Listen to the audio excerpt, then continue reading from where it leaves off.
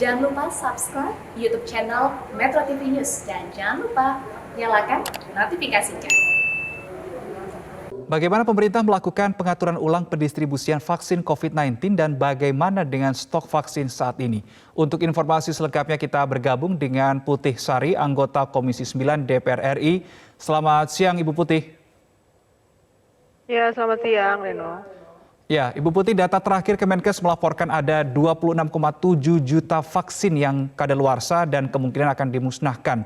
Apa tanggapan Anda terkait dengan hal ini di tengah masih ada beberapa daerah seperti di Subang yang ternyata kekurangan stok vaksin? Ya, baik. Kemarin menurut informasi yang disampaikan di dalam rapat kerja panja vaksin DPR RI, memang banyak sekali stok opnam vaksin yang kadaluarsa sudah terlanjur didistribusikan ke daerah, sehingga ini menghambat distribusi karena keterbatasan dari fasilitas penyimpanan vaksin itu sendiri, ya.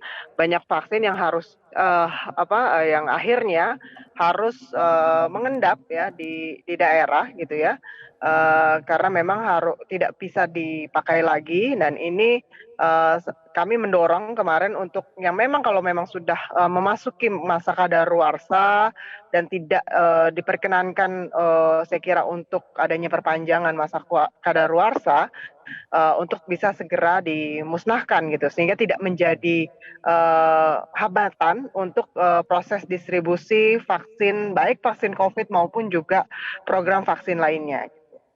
Ya, Ibu Putih, sebelum kita menuju ke perpanjangan masa kadaluarsa, terkait dengan banyaknya vaksin yang mengendap di daerah, apakah ini ada indikasi bahwa pemerintah daerah ini masih ada atau masih kurang cepat begitu untuk masalah distribusi vaksin ini? Iya, sebenarnya laju vaksinasi masing-masing daerah ini berbeda-beda ya. Tapi memang ada beberapa daerah yang mungkin perlu digenjot lebih maksimal lagi ya di dalam pelaksanaan vaksinasi ya, dengan melibatkan tentunya berbagai pihak. Hanya saja memang ada juga memang tadi karena memang proses pengadaan vaksin yang memang dirasa lambat ya, baik dari pusat maupun juga kendala di daerah itu sendiri, karena memang infrastruktur ataupun sarana penyimpanannya juga yang terbatas gitu. 1,5 juta dosis akan kadaluarsa bulan ini, Ibu Putih.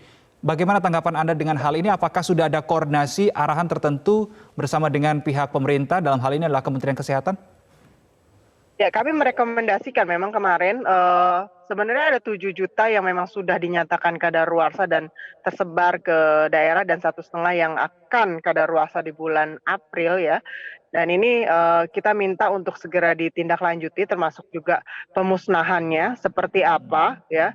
Dan juga kami meminta juga, artinya kemarin kami rapat dengan Kementerian Keuangan agar juga memformulasikan seperti apa anggaran untuk pemusnahan vaksin ini ya, sehingga tidak juga menjadi beban pemerintah daerah gitu ya untuk pemusnahannya gitu. Jadi memang kita minta koordinasi Kementerian Kesehatan bersama dengan tentunya pemerintah daerah dan juga ya Kementerian Keuangan terkait dengan anggaran pemusnahan vaksin gitu.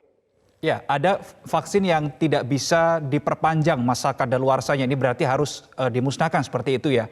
Apa catatan Anda terkait dengan pemusnahan, selain terkait dengan anggaran tadi ya, hal-hal teknis apa saja yang perlu diperhatikan menurut Anda?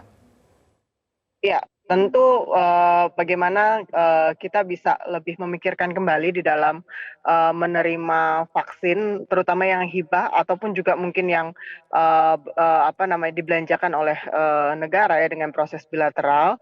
Tentu ini sangat-sangat harus diperhatikan, apalagi ini kan kita juga melihat juga bagaimana frekuensi laju vaksinasi yang ada di dalam negeri ya, sehingga bisa disesuaikan begitu, dan ke depan tidak lagi menerima vaksin ataupun juga membeli vaksin yang memang masa kadaluarsanya pendek ya, sehingga akan menyulitkan kita sendiri di dalam proses vaksinasi.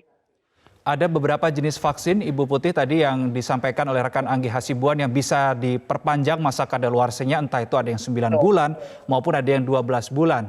Respon Anda? Ya, prinsipnya kami meminta bahwa proses perpanjangan ini dilakukan secara hati-hati. Memang kita tahu ada beberapa negara yang memang melakukan proses perpanjangan dan juga direkomendasikan juga oleh WHO untuk bisa melakukan proses perpanjangan kadaluarsa, tapi tentu ada syarat-syarat yang memang harus diperhatikan. Kami kemarin juga menyoroti terkait dengan bagaimana penyimpanan untuk menjadi salah satu syarat perpanjangan kadaluarsa vaksin ini kan harus di bawah suhu sekian gitu ya. Dan ini yang menjadi perhatian, apakah kita mampu ya di dalam menyediakan alat penyimpanan atau cold chain ini yang memang suhunya sesuai dengan persyaratan untuk perpanjangan kadaluarsa vaksin tersebut. Jangan sampai tentunya karena kita tidak mampu menyimpan vaksin tersebut dipaksakan ya, sehingga efektivitas vaksin ini menjadi hilang gitu. Oke, baik. Terima kasih Ibu Putih Sari, anggota Komisi 9 DPR RI sudah bergabung bersama kami siang hari ini. Salam sehat Ibu Putih.